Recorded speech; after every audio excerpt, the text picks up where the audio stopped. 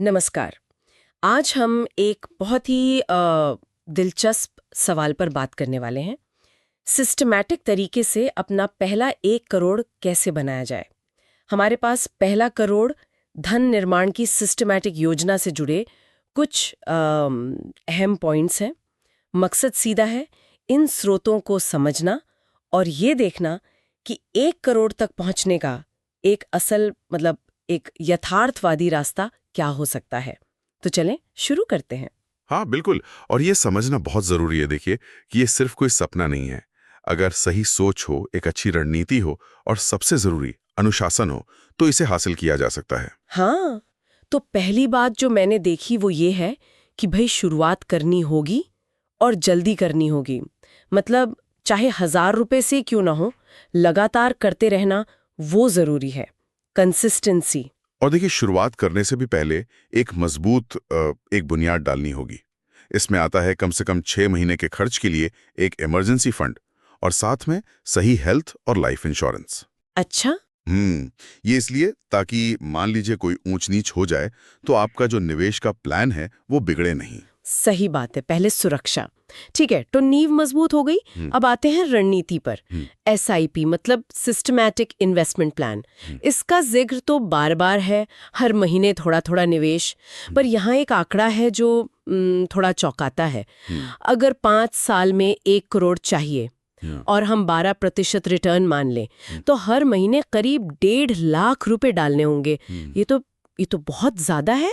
क्या ये मुमकिन है आमतौर पर? हाँ, ये आंकड़ा वाकई बहुत महत्वाकांक्षी है, मानना पड़ेगा। लेकिन अगर हम समय को थोड़ा खींच दें, हाँ। मान लीजिए 10 साल कर दें, हाँ।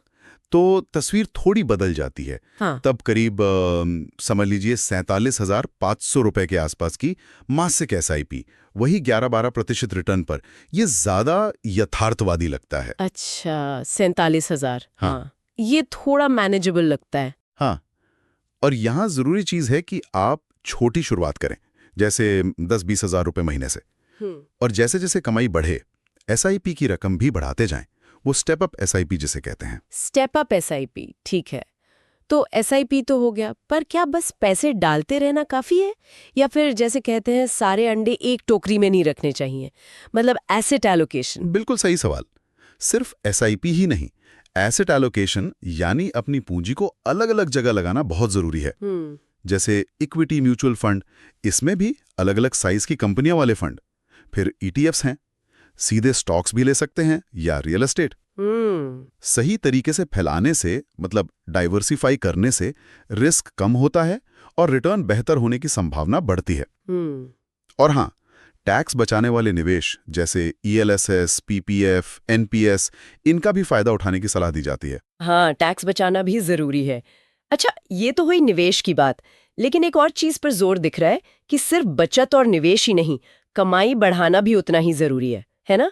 वो एक CA का उदाहरण था जिसने SIP तो की, पर साथ में साइड हासिल किया, अपनी स्किल्स बढ़ाई और 0 से 1 करोड़ तक पहुंचा। बिल्कुल।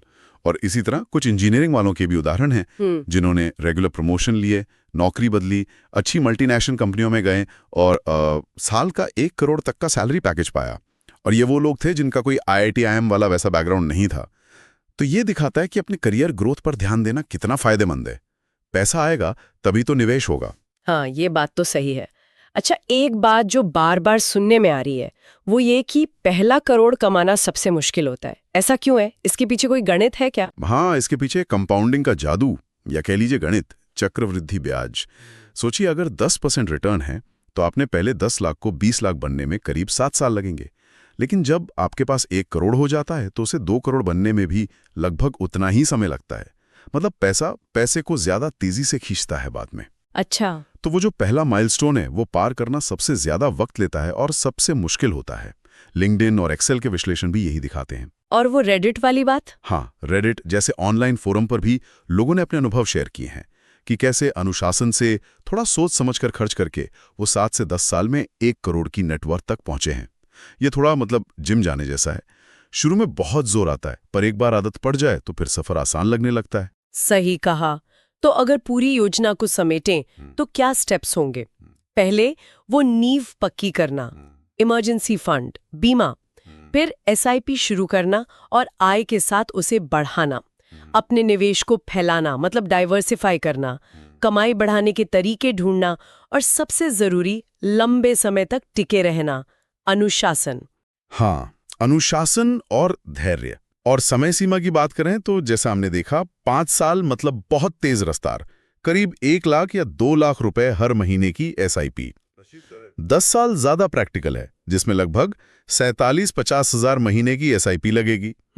और अगर नजरिया 15-20 साल का रखें तो 10-20 हजार रुपए महीने की एसआईपी से भी 1 करोड़ तक पहुंचना बिल्कुल मुमकिन है। हाँ, खासकर जब कंपाउंडिंग वो चक्रवृद्धि ब्याज अपना काम करना शुरू कर देता है, जहां आपका रिटर्न भी रिटर्न कमाने लगता है। वाह। तो मतलब इन सब बातों से यही निचोड़ निकलता है कि 1 करोड़ रुपए का लक्ष्य मुश्किल जरूर है पर नामुमकिन तो नहीं। अनुशासन चाहिए, जल्दी शुरुआत करनी होगी, सिस्टमैटिक तरीके से निवेश करना होगा, खासकर एसआईपी से कमाई बढ़ाने की कोशिश करनी होगी और धैर्य रखना होगा। जैसा वो सीए नितिन कौशिक के वायरल प्लान ने भी दिखाया था कि बिना किसी विरासत या बहुत बड़ी शुरुआती सैलरी के भी ये हो सकता है। हाँ बिल्कुल। और यहाँ एक बात और सोचने वाली है। देखिए, पैसा बनाना सिर्फ नंबरों का खेल नहीं है। ये हमारी अपनी सोच, हमारे जीने के तरीके, हमारे भविष्य के लक्ष्य, इन सब से गहराई से जुड़ा हुआ है। तो शायद असली सवाल ये है कि आज हम ऐसा कौन सा एक छोटा अनुशासित कदम उठा सकते हैं जो हमें भविष्य की वित्तीय आज़ादी की तरफ ले जाए।